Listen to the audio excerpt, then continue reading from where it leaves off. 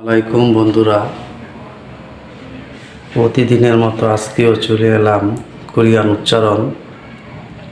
স্বরবর্ণ ওয়াম ব্যঞ্জনবর্ণ চাউম আ ইয়া অ ইয় উ ইউ উ ই উ তারপর উ ই।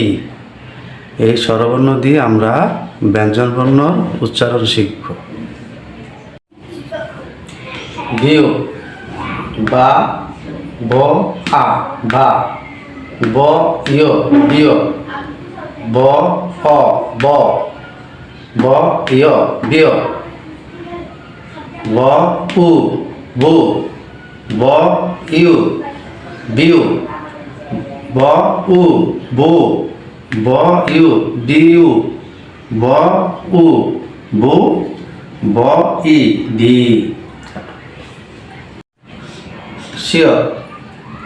আ সা শিয়া স শিয় সু শিউ স শিউ সু তারপরে সি।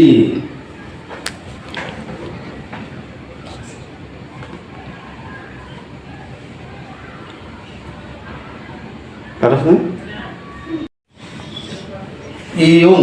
মানে ইউইং ইউইং দিয়া আ দিলে হয় আল হবে ইয়া অ ই অ উ ই উ উ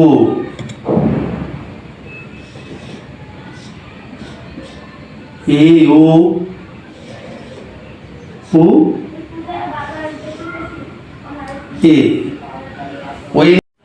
ওইদিক দিয়ে সাধারণত কোনো উচ্চারণ হয় না, বর্ণমালা উচ্চারণগুলো থাকে। এবার আমরা আসবো জিয়ত। জিয়তকে জ বলা হয়। তা দিলে যা জিয় তারপরে জ জিয় জু জিউ জো তারপরে জি ইউ তারপরে জ তারপরে জি তারপরে সিয়ত অর্থাৎ ছ উচ্চারণ হবে সিয়ত, যা আদিয়া হয় ছা ইয়া দিয়া হয় ছিউ অদিয়া হয় ছ ইয়া দিয়া হয় ছিয় উদিয়া হয় ছু তারপরে ইউদিয়া হয় সিউ তারপরে উদিয়া হয় ছু তারপর ইউদিয়া হয় সিউ তারপর দিয়া হয় ছু বা ছ আর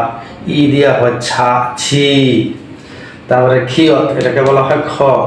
খিয়ত খ আ খা খ ইয়া খিয়া খ অ খিয় খ ইয় খিয় খ উ খু খ ইউ খিউ তারপরে খ উ খু বা খ খ ইউ খিউ খ উ খু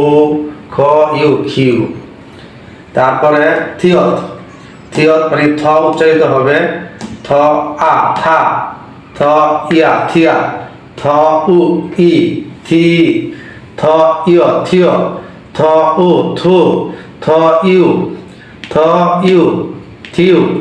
থ উ থু থ ইউ থিউ থ উ থু থ ই থি। তারপরে ফ উচ্চারিত হবে ফি উ ফ উচ্চারিত হবে ফ আ ফা ফ আ ফা ফ ইয়া ফিয়া ফ অ ফি ฟออิอฟิวฟออูฟูฟออิวฟิวฟออูฟูবাฟออิวฟิวฟออูফু ফ ই ফি তারপরে হিয়ত অর্থাৎ হ উচ্চারিত হবে হিয়ত অর্থাৎ হ উচ্চারিত হবে হ আ হা হ ইয় হিয় হ অ হ হ ইয় হিয় হ উ হু হ ইউ হিউ হ উ হ বা হু হ ইউ হিউ হ উ হ হ ই হি